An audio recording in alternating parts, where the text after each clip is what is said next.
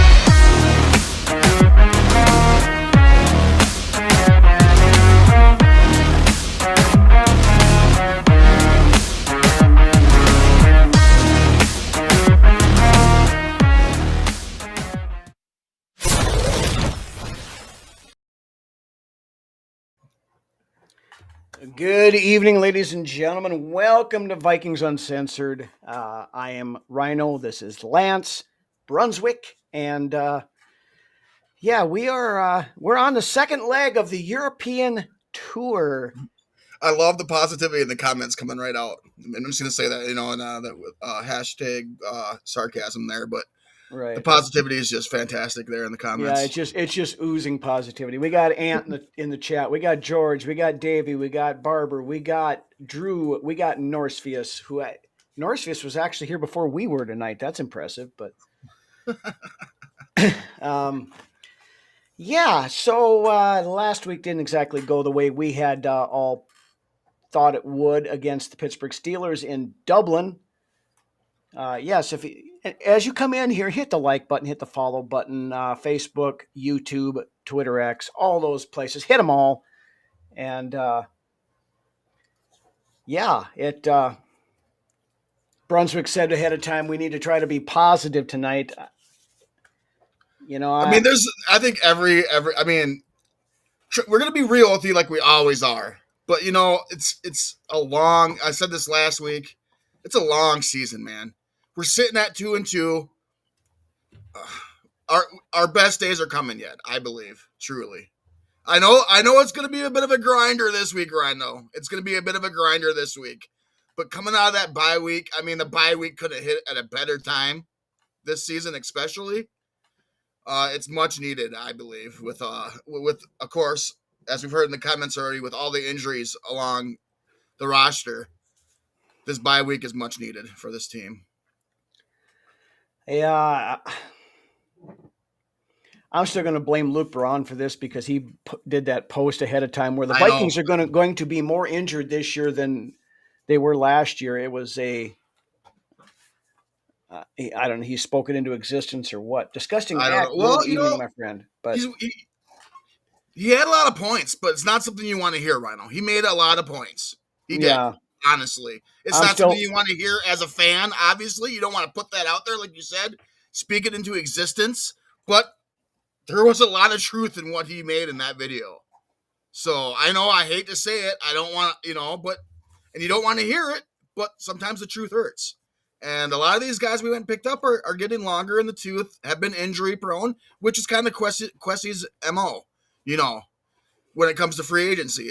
And Kelly and Fries, man. I've been all right with, and it's still a work in progress. That offensive line, obviously, especially this week, which we'll get into here in a few minutes. But yeah, right. And yes, you know what though, Drew, it is frustrating to lose the teams that you should beat. But the thing about the NFL is that not every team is the same team they were the year before. A lot of those good teams from the year before are going to be bad teams this year. A lot of those bad teams are going to kick it up and going to be good teams this next year. There's always the fixture of the four big heads, usually in a given decade of who's the best of the best. But after that, it's a kind of a wash. You don't know. Yeah, But on Drew's point here, yes, it's frustrating, but it is very much Vikings to lose two teams that we should beat. We do this every fucking year. Going back years and years and years. All the way back to 1961, we lose to teams that we should beat. Yes. And honestly, We were in it there at the end last week against Pittsburgh, but we had no business being there. We worked our way back to make it a game at the end there. And I was like, this is typical Vikings. We're going to end up fucking winning this game somehow, some way. And we'd be left with the win, scratching our heads, but happy. But unfortunately, that is not what happened. Maybe it would have happened if Addison would have gotten to the end zone there, which we'll get to here in a little bit. But we had no business. Drew has an open invite anytime he wants to come on. So that absolutely, yes. But I mean, for 3/4 of that game, we had no business. No, we played. It was the Atlanta game all over again until the fourth quarter, and then it's been every other game this year. It's been every other game, and then part of the first game we didn't look the greatest. So yeah, I don't know what. Yeah, Drew, you're absolutely correct on this one here. You can't go into the bye at 2-3 and still harbor much hope for the playoffs. This is a team that you should beat. Cleveland has absolutely nothing for an offense. And but their defense is legit. That's just, and that's what I was going to get to right there was it may come down to which defense can score. Yeah. Which defense can score. So, yeah. But anyway, we'll talk about the Browns game here in a minute. Let's go through the news stuff quick, and then we'll tie a stinky ass bow on the Pittsburgh game, and then we'll just go ahead from there. But some of the news for this week, of course, Brian O'Neill is considered week to week with a MCL sprain. So they did not put him on IR. So I'm guessing the hope is that he will be back. Thank God it wasn't something more serious. Yeah. Like I said, the light will get brighter, I believe, after the bye week. We should come out damn near healthy after the bye. Well, let's hope so. But with O'Neill issue, the Vikings released wide receiver Tim Jones off of the practice squad. This is like the second time he's been released off the practice squad. And then signed tackle Matt Waletzko to the practice squad, who formerly played with the Dallas Cowboys in some capacity. I don't know if they. I'm assuming they put him on a plane and sent him over to England, but I don't know for sure. You know what? Some starters have to play special teams, and that's just the way it is. That's just it. You. What happens when somebody blocks an extra point? Then what? Then you get a bitch.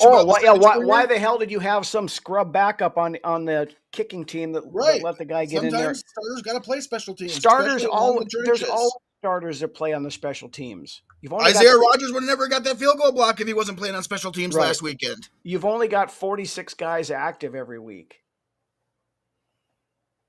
Yes, you do. Yeah, you do. Darisaw plays on the kick stuff too.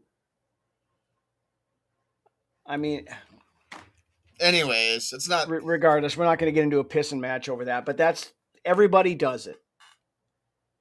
Exact. Thank you, Drew. Yep. Yes. Like I said, you only have 46 guys active every week, so you can't, and you're not going to put your. I mean, we have to put our scrubs out there right now. It's part of football. Yeah. Donovan Jackson getting hurt is part of football. Ryan Kelly getting 2 concussions in the last 3 weeks, unfortunately, is part of football. Brian O'Neill getting hurt is part of football. Yeah. That sucked. Lewis Seen snapped his freaking leg in London in his rookie year. Barber, Brunswick and I were talking about that the other day. He's going to have to wear that freaking mushroom skull cap thingy. Let's just hope that fucking Kelly can even play another snap for us. Yeah, right now that's a completely up in the air. Our center position is in shambles right now, Rhino. Well, I mean, and we'll get into this in a little bit, but Blake Brandel is going to start at center this week. And he's never played center at any level of football before. At least he's played offensive line. I'm going to give him that. And he's been very versatile in his time here. I have faith he'll be okay there. He may play better than Juergens. Who knows? But I mean, that's the way I'm going to look at it, anyways. Half cup empty, or whatever. I'm going to be trying to look at it at least in somewhat a positive fashion. Maybe either that or he's going to give up 12 sacks in the first 7 snaps. Right. But anyway, we'll get to that in a minute. And that's just, I'm going to say one more thing on it, and then we'll move along here. But that's just it. Where do you find a fucking starting lineman in the middle of, or the quarter of the way into the season, especially center, starting caliber, or even like a decent bat? A lot of teams, you're going to get fleeced. You're going to end up getting fleeced if you go out and you look for a trade for a center. Yeah. And here again, the problem lies is Michael Juergens also not playing this week because of a hamstring injury. So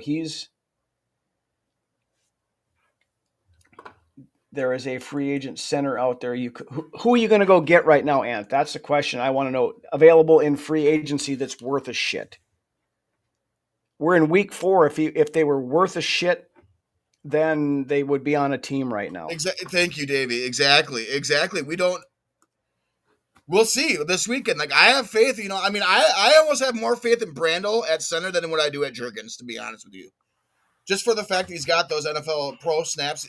The difference is you're more of a center fielder when you're playing center. Obviously, looking for the blitzes, finding the mic, and all that.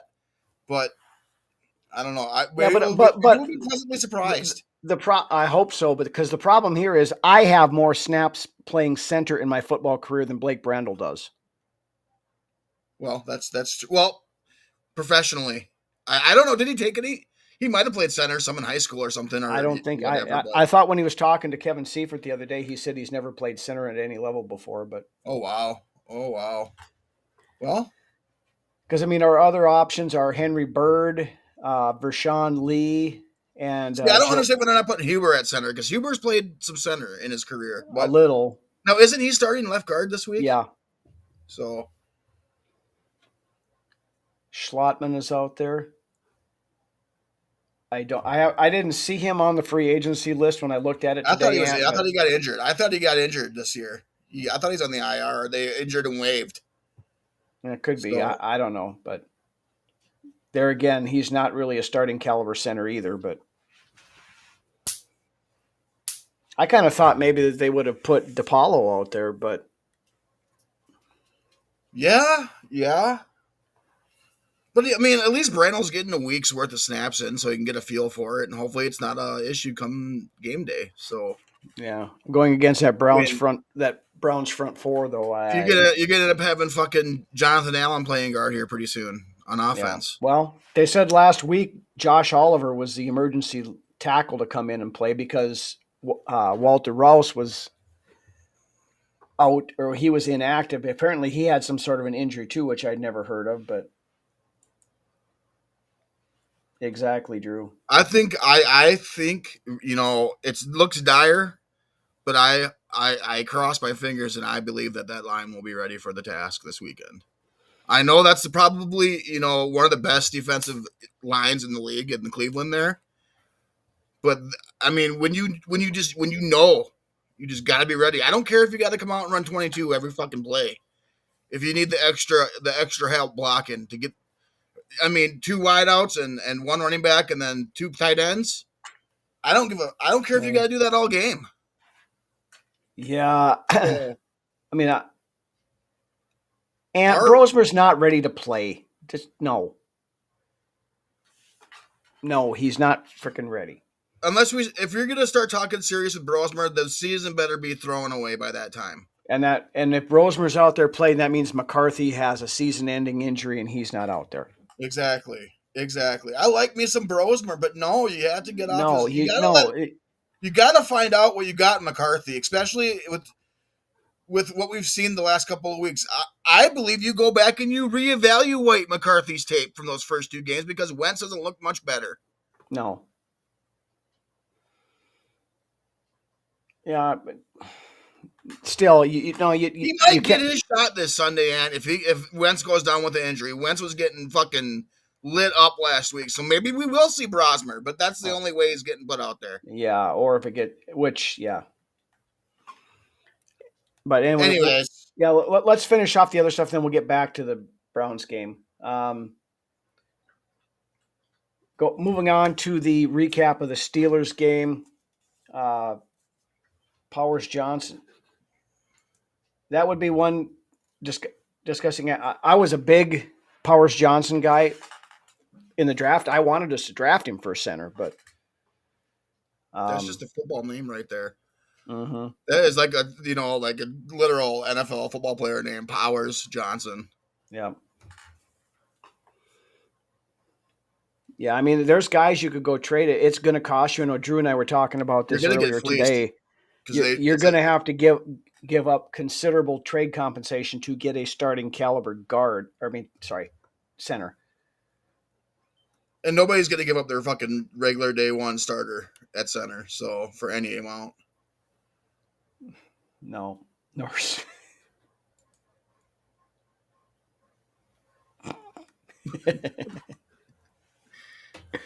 Anyway, let's get this over with and do the recap of the Pittsburgh Steelers game in Dublin. Not much good to talk about there. The team looked Metcalf has fucking lit us up every time we played him. He has had our number. I'm going to say that, but do we have to recap the Steelers game? Let's say a few things at least. We'll do it really shortly. Couple of things I noticed out of here. Carson Wentz can't read a fucking defense. He had quick. There was, everybody was talking about why aren't they throwing quick shit and stuff like. There were those quick hits were open. You go back, watch a tape. They had stuff. He was looking, whether the quick stuff usually isn't your primary read, but they were coming open. He wasn't seeing them. He looked a lot like. So there was a quick passing game being called as Wentz wasn't taking the shots. Yeah, and second half he did take a few more of them, but and you know what? And to give the O-line a little bit more credit, is Wentz was holding on to the ball a little bit too long there on some occasions as well. But is that on Wentz or is that on Kevin O'Connell calling all these long developing plays? And I believe it could be a little bit of both. I think it could be a little bit of both, to be honest with you. Yeah. And honestly, I think this week, and we'll get into it, but you got to do that 1-2, boom, get the ball out. I don't care if you're doing 4-yard slants and running back screens and shit like that. Dink and dunk yourself down the fucking field.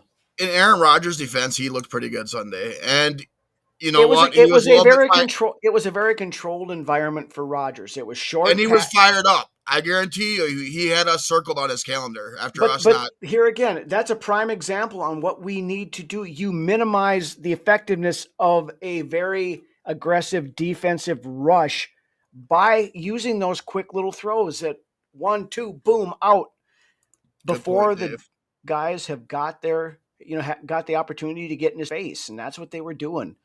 Then you had stuff, like they turned into that freaking 80-yard touchdown and shit like that. That was deflating. That 80-yard shot to Metcalf on a quick slant. So because apparently we can't tackle anymore. Ivan Pace, I don't know what the fuck has happened to him. I've about had it with Pace. Like I said, when Cashman comes back, I'm almost at the point where you rotate Wilson with Pace. Yeah, or you just let Wilson go and fucking put Pace in the doghouse and maybe he'll learn. Yeah, he's supposed to be one of the best. He's supposed to be one of the best tacklers on the team right now. But he's gotten worse. He can't tackle in space anymore. Yeah, I don't know what his deal is. Barbara, that's exactly my point that I was trying to make here a minute ago. And that's night and day between Rodgers and Wentz. Rodgers doesn't hold on to the ball for that long, or at least not against us this weekend. He didn't. No, it was very in rhythm, Rhino, for Rodgers and the Steelers. Yeah, we didn't get in rhythm at all as far as the passing game goes. And Mason was doing good. We had to go away from the run game because the score was getting blown wide open. Yeah, but here again, we couldn't stop the frickin' run either. Not against a backup frickin' running back. Gainwell, right. Gainwell has never been anything special in this league, and we let him run all over. His run defense is definitely is very concerning to me at this point. Yeah, so I mean that vaunted defensive interior line that we went and spent a bunch of money on, they've been kind of missing in action the last 2 to 3 weeks. That's because we talked about it a couple of weeks ago, is that the guys that we brought in are more of a pass rush type of defensive tackle, as more so than a run stuffing defensive tackle. But they both been guys who've been decent to good against the run in the past. I mean, and diamond in the rough and Jalen Redmond. Let me just say that. Yeah, I mean, he's Redmond was the only defensive lineman that played worth a shit last week, and he's probably the best defensive lineman we've had so far this year. And Drake Rodriguez is going under the radar too. He's played really good ball. Yeah, our backups have actually played better than our two high-priced free agents that we brought in. Yeah, Quinshawn Judkins ain't nothing to fuck with either. No. So, Skull Mafia is in the house. Good evening, my friend. But yeah, that was really not a lot otherwise to talk about with Pittsburgh. Again, O'Connell's got to learn some shit from that. Wentz has got to learn some shit from that. And, we had half the freaking team get hurt. So we need this team to play like it's the fourth quarter every fucking quarter, because that's when we're playing the best ball. Well, I have one other thing. Was Jordan Addison that fucking rusty, or was he? Did he slow down and was getting ready to start showboating when he got caught from behind by a fucking linebacker? I think he just needs a little bit more conditioning. He looked like he was, by the end of that run, he looked like he was getting tired. I mean, and you got to remember, it's the fourth quarter. He's probably been pushing really hard the entire game. I mean, yeah, but he scores there. That gives us how much more fucking time to get down and get that other score to tie it up. And then you think, well, if Metcalf can do it, just now I'm thinking this. If Metcalf can do it, then you would think Addison would be able to, once he's loose like that. But I also heard that fucking field was like a cow pasture.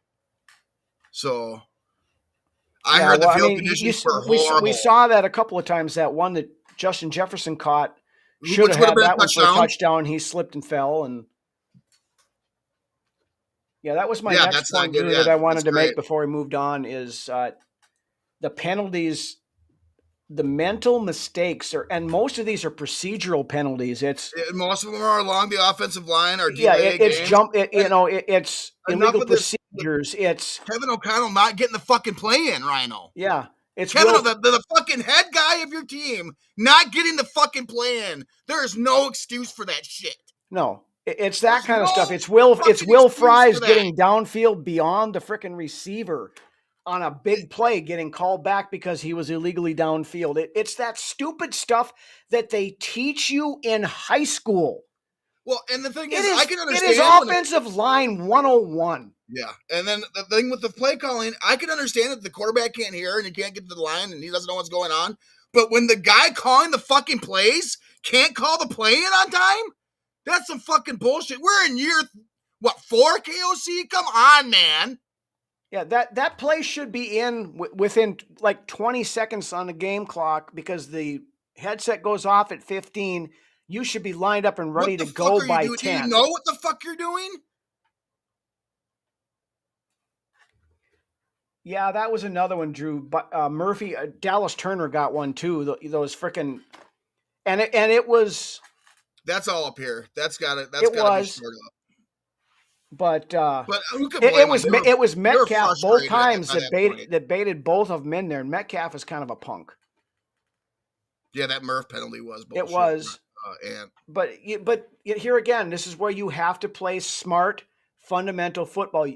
You got to know that the second guy is always going to be the one that gets a flag, because half the time they don't catch the initial part that should be a penalty. They don't catch that. They catch the retaliation. Yeah. That happened to us twice. A lot of times it's the guy that retaliates that gets the penalty, yes. Yep. So you just got to – I know in the heat of the moment, in the competition and all that shit going on, it's hard to do that, but you have to be able to keep your composure. You have to stay cool out there, because that more than anything, even put the 6 sacks aside and all this other crap, if we don't commit these stupid penalties that we do, we would have won that game. And going off of what you're saying here, Rhino, you know what? I don't. It's getting to the point where you got all this talent on this roster. You get all this fucking talent, Super Bowl caliber roster before the season starts. Kevin O'Connell better develop some sort of fucking edge to him. He better develop some sort of edge to him because this whole good guy lovey-dovey bullshit is getting to be overdone. Yeah, there's a little too much kumbaya going on, I think, but I don't say start pointing fingers at individual players, O'Connell, but hold the team accountable. There's no more, you guys tried your hardest, but we just couldn't win today. No more of that bullshit. But you could tell this week that Kevin O'Connell's getting a little bit fed up with some of this stuff because they were talking about it today that he kind of had a couple of Mike Zimmer moments talking to the press this week. So hopefully he is pissed off about this, and hopefully they, you see all this stuff the Vikings Entertainment Network should put stuff on Twitter. That's what I'm afraid of. Oh, they went to some museum. You guys shouldn't be going to some fucking museum. You should be sitting in there watching tape about how you fucked the dog last week and how not to do it this week. I mean, yeah, okay, everybody's allowed time to do stuff on their own time, but come on, guys. No, what he needs to do is find a good balance. Yeah. And then you're going to be a great coach. Yeah, you can't just be a freaking asshole like Mike Zimmer 24/7, 365, but you also cannot be Mr. Squishy Fluffy Sunshine that, I love me some KOC. I do too, but the dude has got to grow a pair.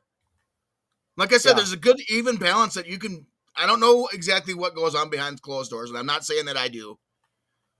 But damn it, let me see some fucking. He does have that. I've heard a couple of the locker room discussions after a loss.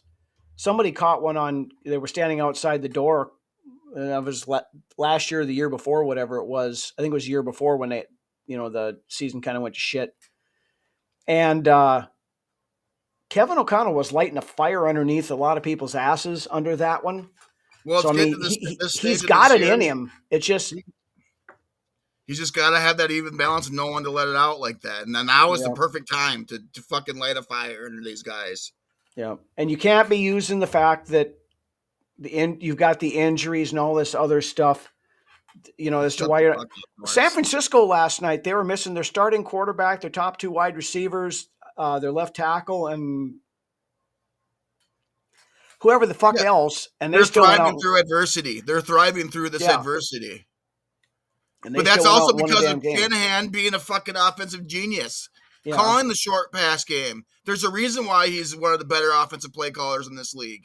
Yeah. And that's why San Francisco always is right up there around the top, for the most part. Last year they kind of sank, and it's still a long season. They still may sink this year, but right now Kyle Shanahan has got a good groove going there in San Francisco. Kyle O'Shanahan. Yeah, Kyle O'Shanahan, right? Yeah. But anyway, let's move on from the Steelers. Let's kind of just wipe our hands of that and. Yeah. Move on. Yep. Yeah. And at the end of the year, it could just be one of those games that you just. Yeah, let's hope. But we move on now to and this is kind of a sad thing. Week 5 of the NFL season becomes a must-win game, basically, as the Vikings take a short jaunt from Dublin over to London, Tottenham Spurs Stadium, to play the Cleveland Browns, who. Yep, this is the game that.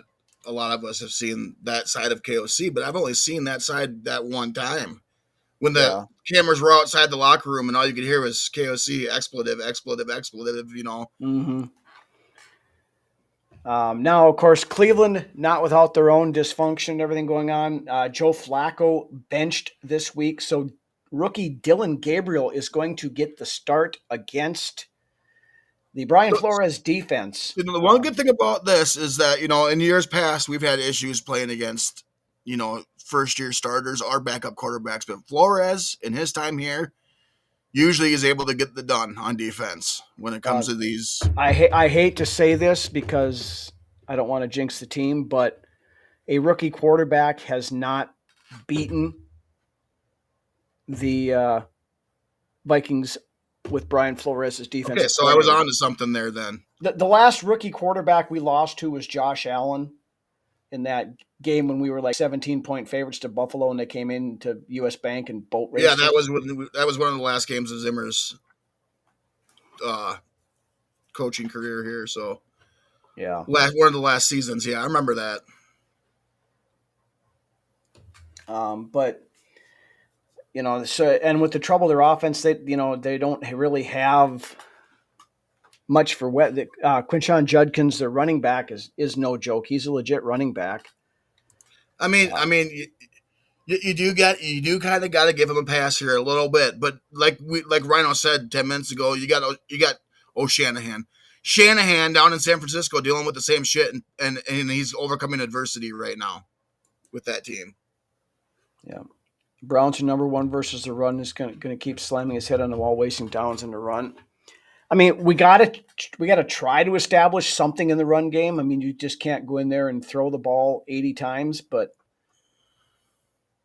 and I think somebody was telling me that his offense was pretty predictable last weekend. I don't remember who, but it was when he's not running when they got a three wideouts out there. He's always throwing it. Like, run it out of that set.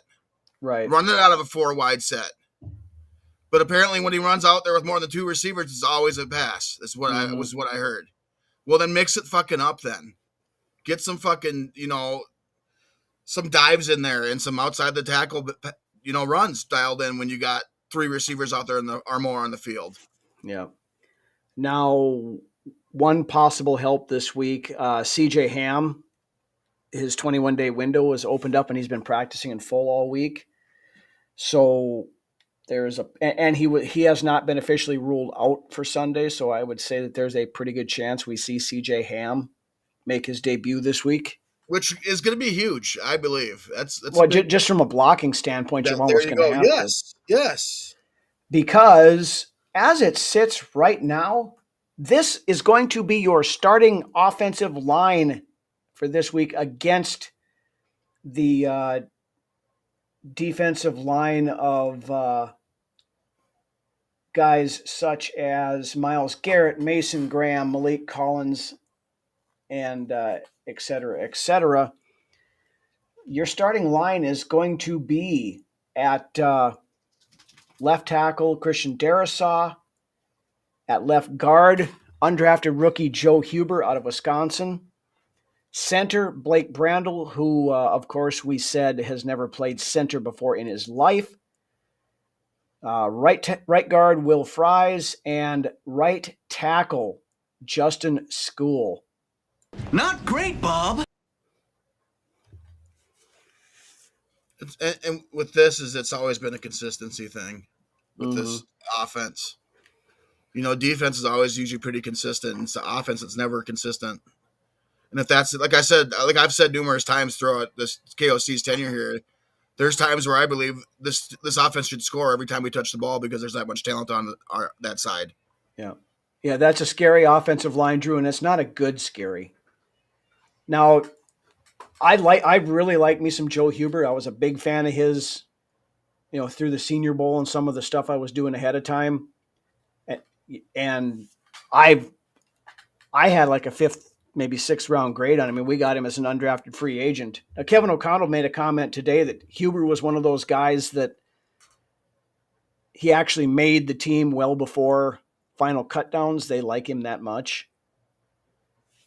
So, I mean, that's which is a good thing. And, he's one of them Big Ten Wisconsin boys that come in there.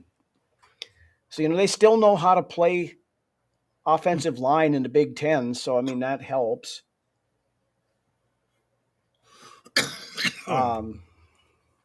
Blake Brandel at center.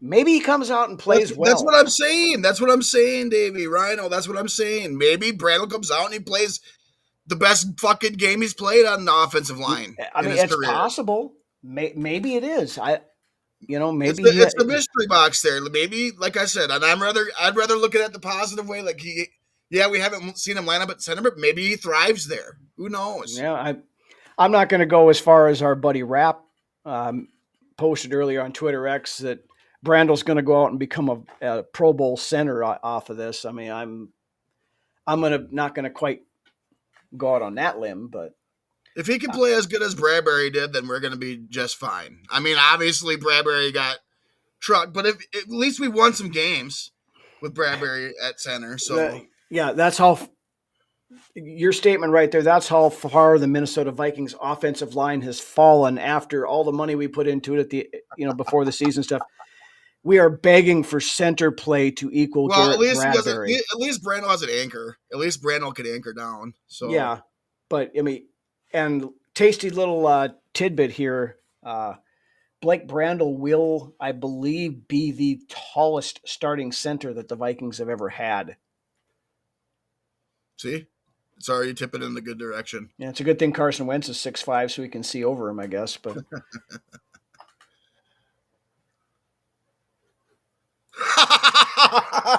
yeah, that's what concerns me, Jared. And we talked about, I don't know if you were in here yet when we were talking about that earlier, but you got to get into those quick, 2 to 3 step drops and get the ball out as fast as you can. You know what, though? You know what? It's not very often Jared points fingers at anybody. And you got Jared coming in here taking shots at the fucking head guy on the team. Yeah. And like I said, Jared's usually all about, peace and harmony, and he comes in here taking shots at KOC. So that's different. Yeah, this is true, Davey. He's considerably bigger than Bradbury. He's, like I said, I think he's 6'7", and he's like, what, 330, somewhere around there? I mean, I think we might be pleasantly surprised. He's got the build for it. As long as he doesn't fuck up the quarterback to center to quarterback connection there as far as the snap goes. If he can control the snap, be just fine. Yeah. But and we've been talking about this since the end of last year about these 5-step drops. Well, it's not you even. You gotta have more 3-step drops or just a straight fucking snap from shotgun formation. Yeah, and some of that's too. You run more stuff out of the gun. Don't that because they'll give them a little bit of a head start. Run out of the gun. Run out of the gun. Throw out of the gun. You don't have to line up under center all the time. He's not wiry. He's wiry. I mean, it's Flores is going to drop the right defense against a rookie quarterback. This defense is going to thrive this weekend. And like I said, it might come down to which defense plays better or scores. Yeah. I mean, if you can, it might come down to defense this weekend, to be honest with you. Well, I mean, I think the over-under for this game is like 35.5, and that's the lowest so far this year of any game. And I truly believe you go back to McCarthy after the bye week. If he's ready to go, yeah, I agree.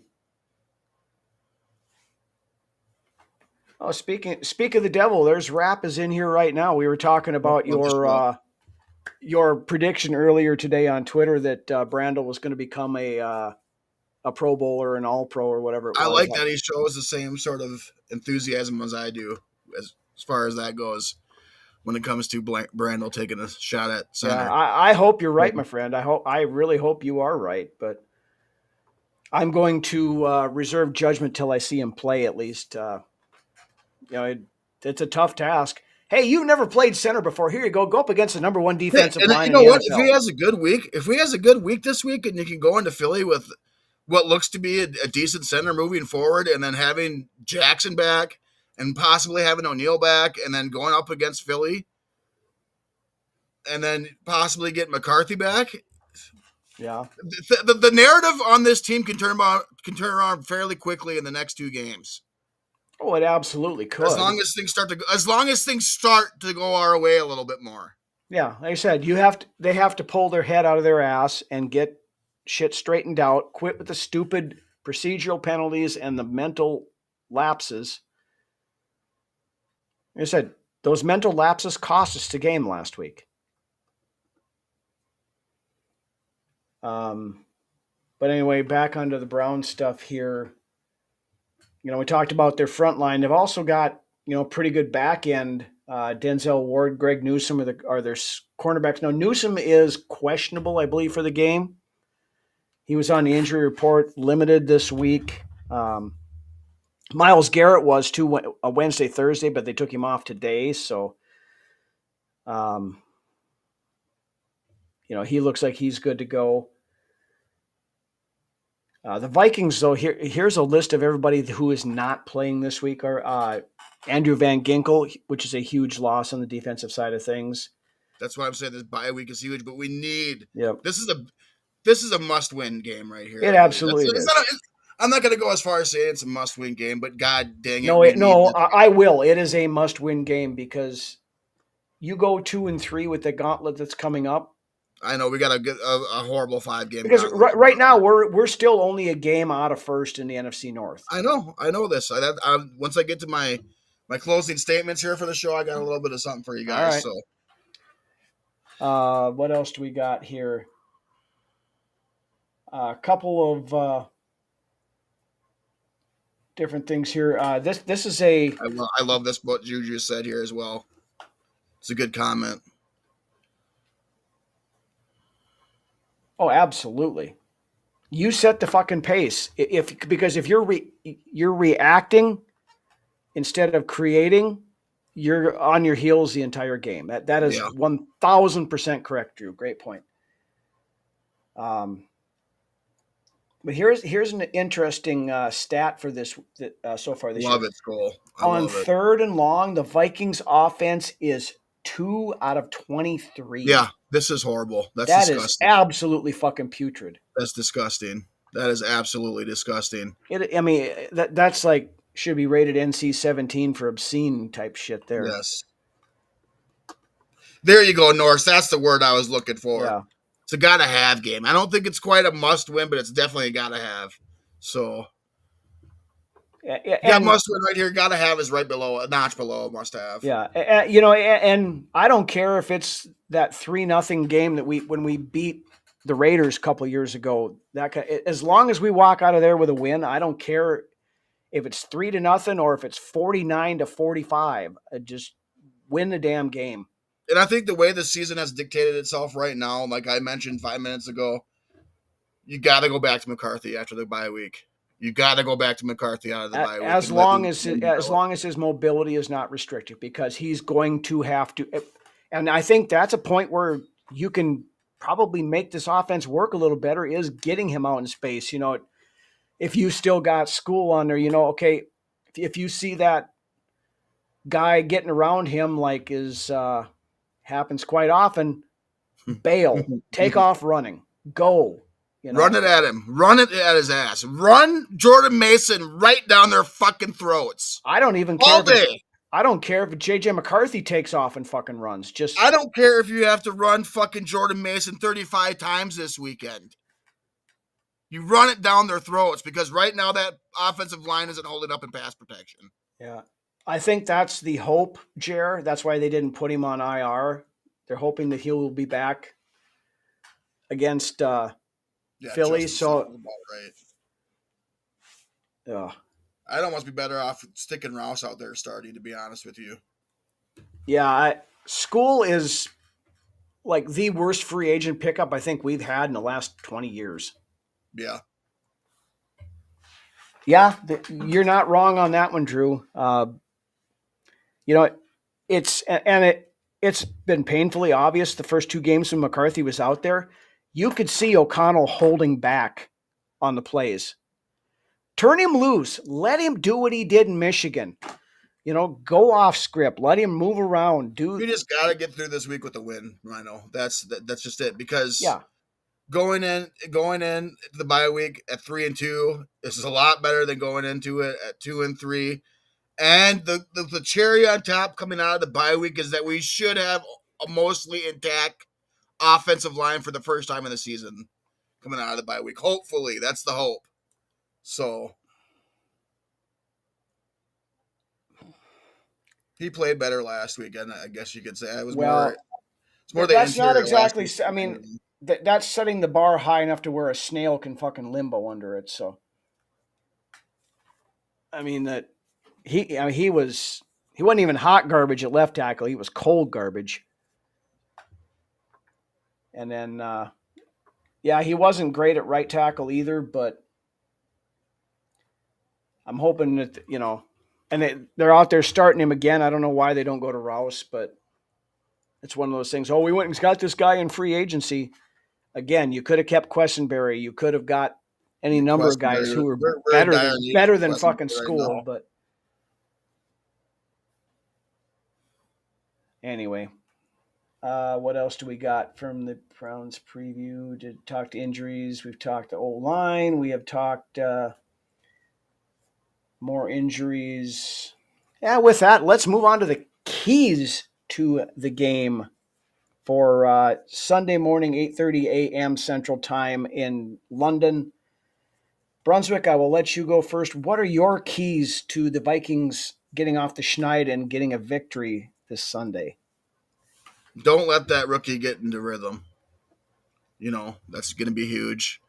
I think Flores, I think we can quietly all agree that he will be dialed in this weekend. He will have this defense ready for the Cleveland Browns offense, as a lot of the defensive coordinators in the league can have ready for the Cleveland offense. It's not very good.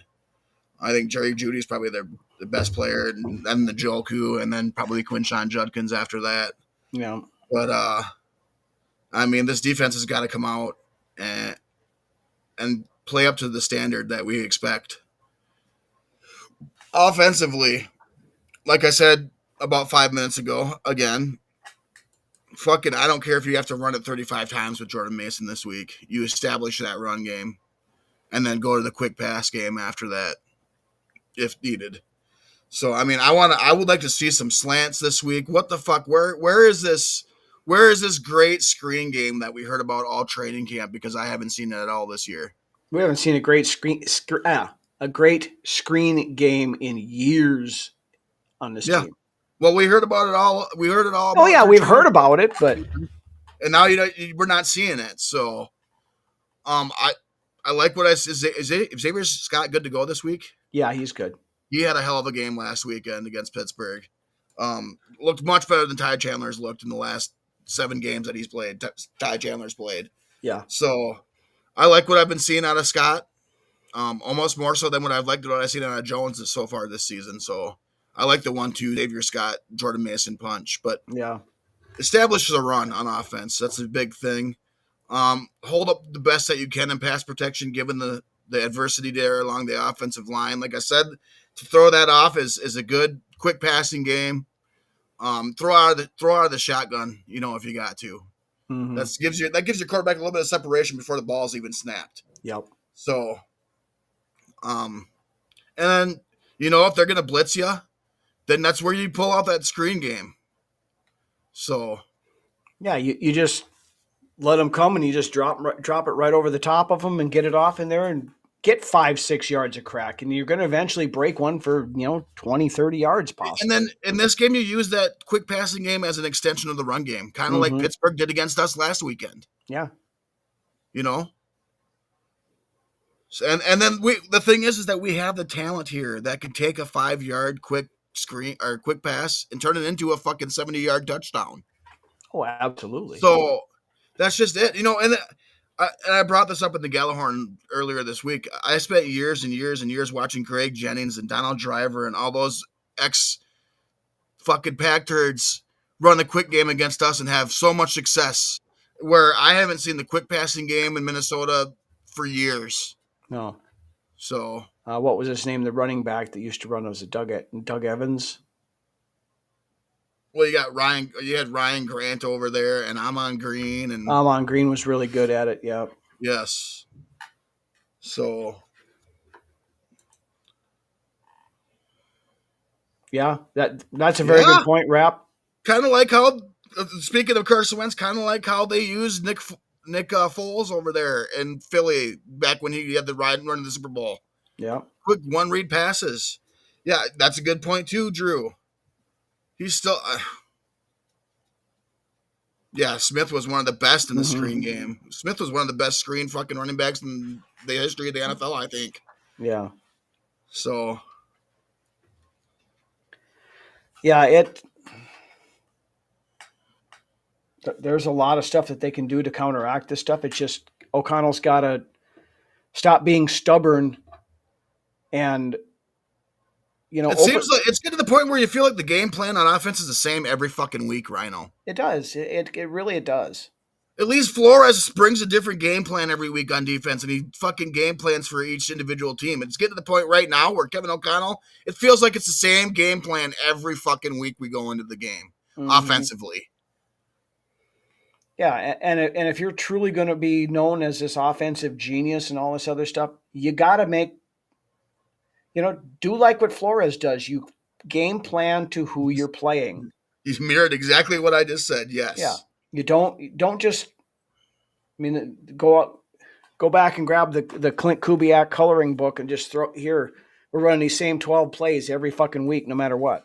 Well, you know what? 2 claps to Clint Kubiak because he's actually doing pretty well right now in this league. So, Yeah. And I think a lot of that had to do with Zimmer just holding, a lot of it had to do with Zimmer.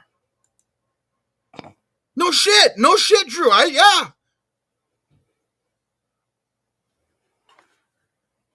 Yeah, we'll turn 1st and 10 into 2nd and 12. That's good. Yeah, we'll go with that.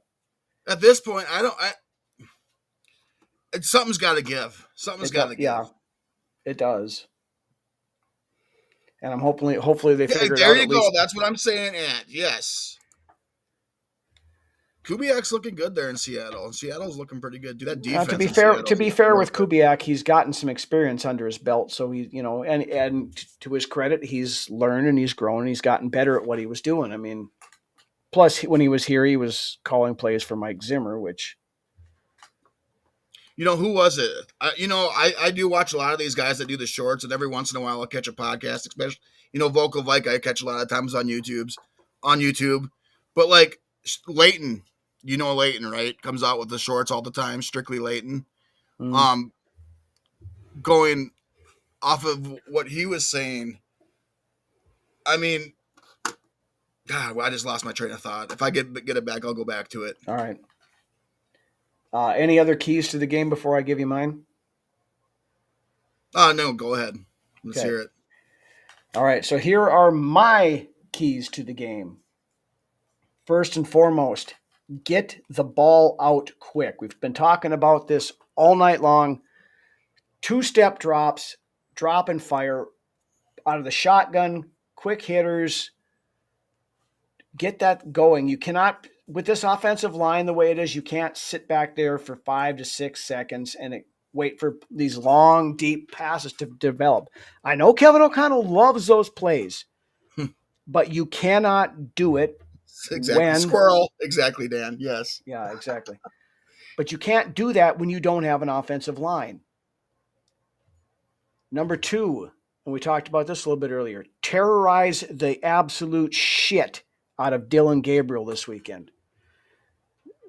Make that kid so confused he's throwing it to a white jersey, every other pass. I don't care.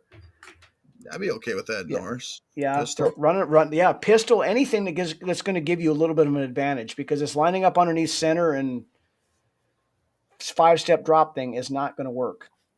Not against this front 7, really. Davey stole my next one. Get out of this game healthy. We can't lose any more people to injury. I mean, we've lost half of the freaking team at some point in time during these first 4 games already. Get out of here unscathed and use the bye week to get healthy. I would love that. I hope so. And then my last one is get the run established. I know Drew brought this up earlier that, Cleveland is number 1 against the run, but you've got to try to at least establish some semblance of a run game so that they just can't pin their ears back and come after you every fucking play. But on the converse to that, you have to stop the run too, which we could not do last week against Gainwell.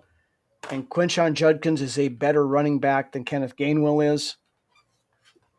So you got to be able to shut that down.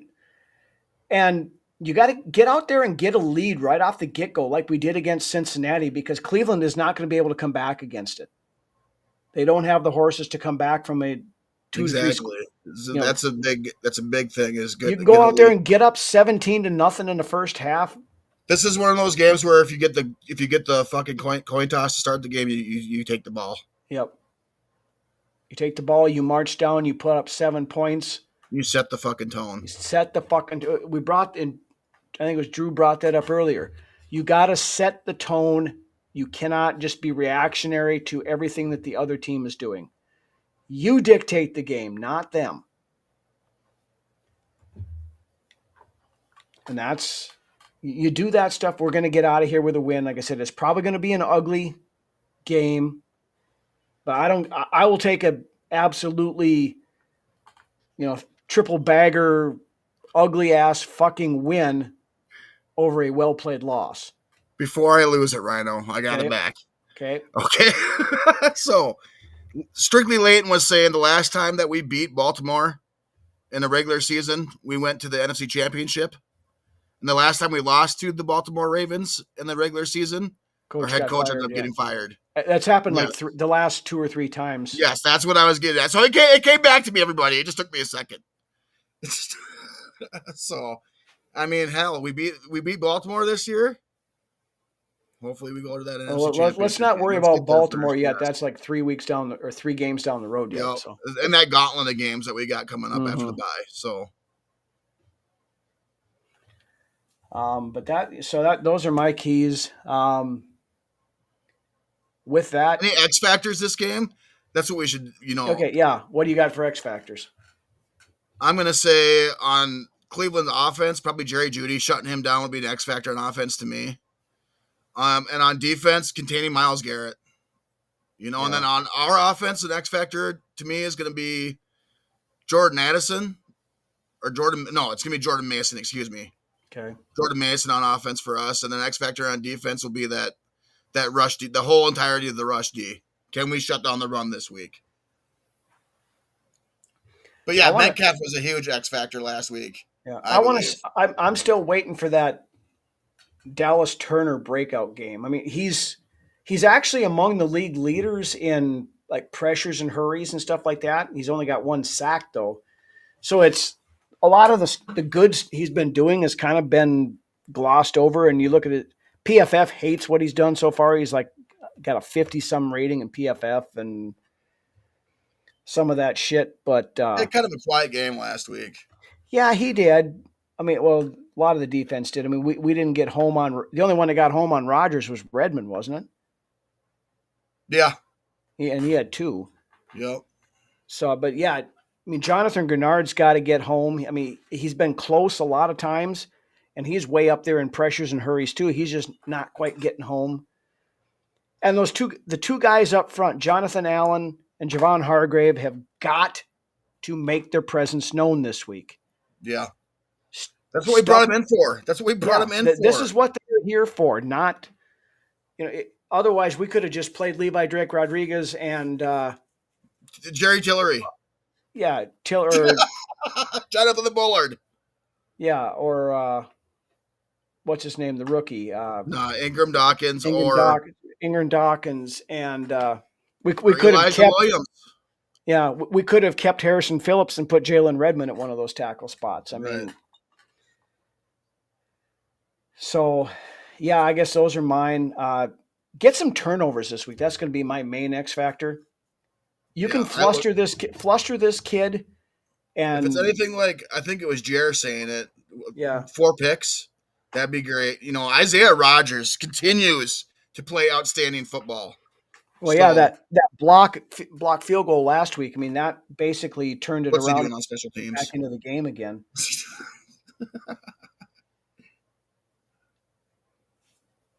Yeah, Drew, that's absolutely right. And that was one of my keys is just not only establishing the run on our end, but stopping it on the other end. Because if they can, and this, yeah. Purple and gold bars. Good evening. But you know what? It really hasn't been the edge rushers. It's been these interior defenders that have been killing us this year. Yeah. Well, especially since Darisaw's been back, it's been kind of helping on the but TJ Watt was relatively quiet last week. Yeah. Well, outside of he almost had an interception for a touchdown, right? Was that? He dropped it or whatever it was, but yeah. But yeah, anyway, purple and gold bars. Maybe we've seen it in here a couple of times. Yeah. But anyways, yeah, predictions. Yes. Little light on the prediction segment this week because the Packers and the Bears are both on a bye. Oh, they got early bye weeks. Yeah, this week year. 5 bye. Well, I mean, we're in bye next week, but we need our bye though. I think do. worse than Packers and Bears. So, so there's only 2 NFC North games this week. Starting off, our game starts it off, but we'll talk about that at the end. The other one is the Lions traveling to Cincinnati to take on the Cincinnati Bengals. That's a 3:25 kick. Fucking Lions are stomping a fucking piss hole into the Bengals. Mm-hmm. Oh, they might be the worst team in the league right now.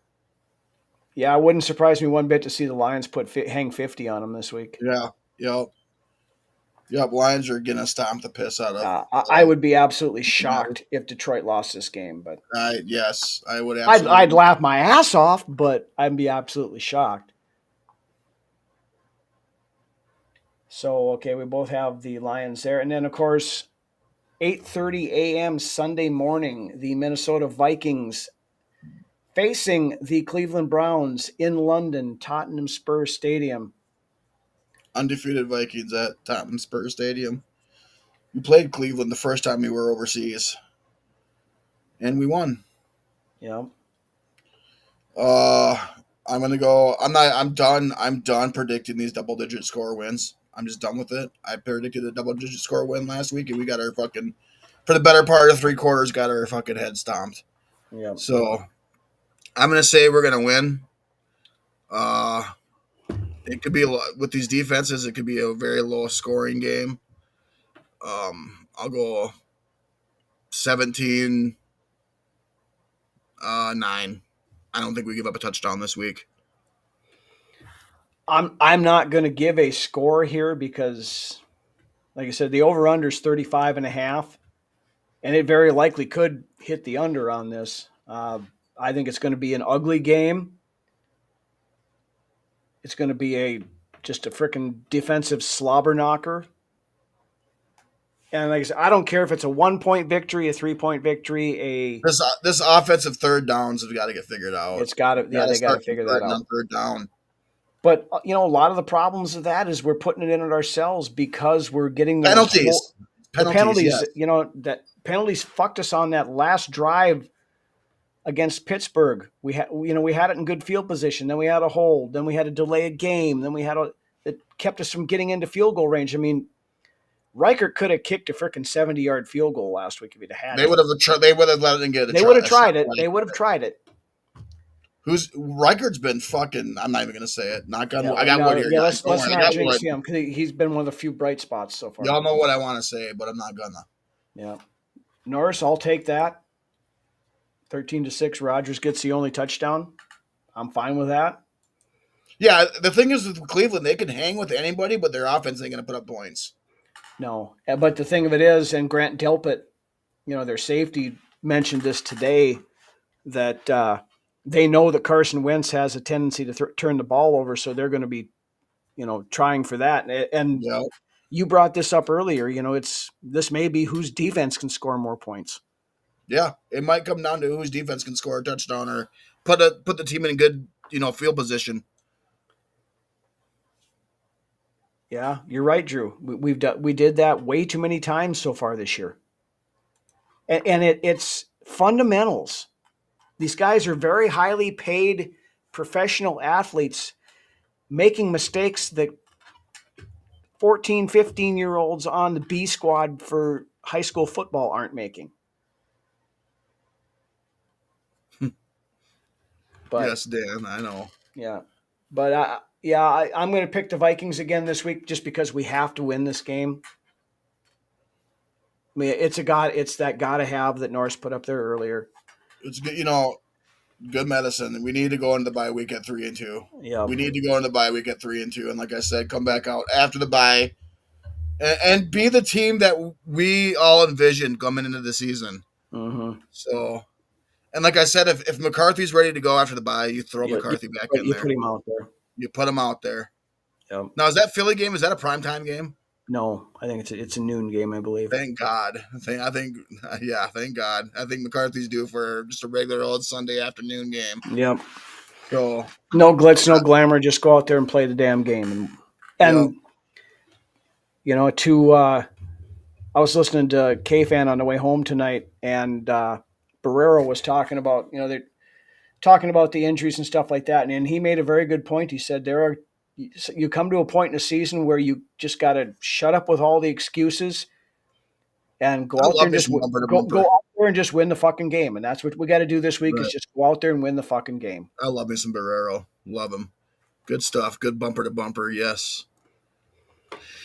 Anyways, that's what you got to do. You got to go. That's what we got to do. I'll take the Vikings to win. I'm not going to give a score because I really don't care what the score is, just so long as we have more points at the end than Cleveland does. So, but with that, we've gone a little over an hour here, so I think we'll call her. Drew got us 21-18, all fucking field goals the whole game for everybody. Oh, that would be an interesting. They would love that in London. Yeah, and not completely out of line. I mean, that's not that out of a take, really. But yeah, but with that, guys, we're going to call it a night, and we're going to get ready. Hopefully, go see a Vikings victory on Sunday. Again, an early game. God, I hate these 8:30 morning games. Yeah. This is the last one. They'll be back in the States for the rest of the season. So, plus more home games on the rest of the way out. So, yeah. So we'll take it as it comes, and we just got to worry about going 1-0 for the week. I know they talk about that all the time, but that's what we got to do. So, with that, thank you guys all for joining us. If you haven't done so, make sure you hit that like, subscribe on the Facebook, the YouTube, and the Twitter X. Before you head out the door, we would really appreciate that. Helps us out a ton. Thank you guys for bringing the great discussion points in the chat as always. That's what makes this show great. We pride ourselves on trying to be the most interactive pregame show that you guys can find out there, and it's because of you guys. So thank you again for that. With that, Brunswick, my friend, why don't you take us out of here? There we go. I like that. So, I hate it. I hate it how everybody's just so doom and gloom this week. Yeah, we've seen some pretty shitty football on the Vikings that the Vikings have played through the first four games of the season, but we are sitting at 2-2. We're not sitting at 1-3 or 0-4.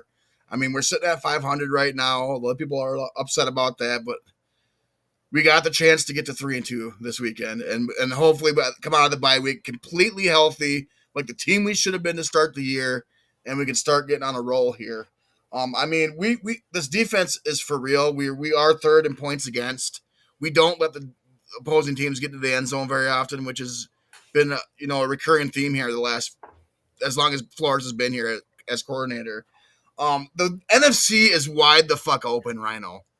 Yeah. So I mean, there's a good chance that we string together so we could get into I believe we could get into the playoffs with a 10-7 record this year. Honestly, there's a lot of teams towards the top that I'm still questioning, like the Niners. How long are they going to be able to keep it at this pace with the injury bug as well? When we're going to come back healthy, hopefully, will be our case. And then you got, Seattle. Are they going to be able to, with Sam Darnold, are they going to be able to stay hot like they are close to the top? I mean, right now we're sitting at 9th, and there's what is it, 8 or 7 teams going into the playoffs. There's 7. I mean, we're sitting right there in a 7-way tie with 2 losses and two wins on our record. There's only one team that hasn't lost a game yet in the NFC, and that's, I think, Philadelphia, right? Philly, yeah. So, other than that, everybody else has got at least one loss. So, I mean, it's not time to throw in the white towel yet and give up on this team. And this is the Vikings. If you're a Vikings fan, it's always going to be a hell of a ride, especially under KOC and the way his coaching tenure has gone. It's always been a roller coaster of a ride through the season. So we're not out of it yet. Like I said, at this point, I'm just pushing for the dance. Let's win enough games to get us into the dance and find ourselves along the way and some sort of identity. Yes, I want to see some more heart from this team too. Yes, as well. But if we can find our identity and figure out just how good we can be, then and stay consistent, because consistency is huge this year with this team because we haven't been able to stay consistent. I mean, the sky's the limit. So the talent is there. It's just putting it all together. So, especially coming out of the bye week with hopefully a healthy roster. So, with that being said, I love you all. It'll be next week, Saturday night at 9 p.m. Central Standard Time with another episode of Vikings Uncensored. Aubrey and Millie, if you're out there watching, Dad loves and misses you. Skull. Have a good weekend, everybody.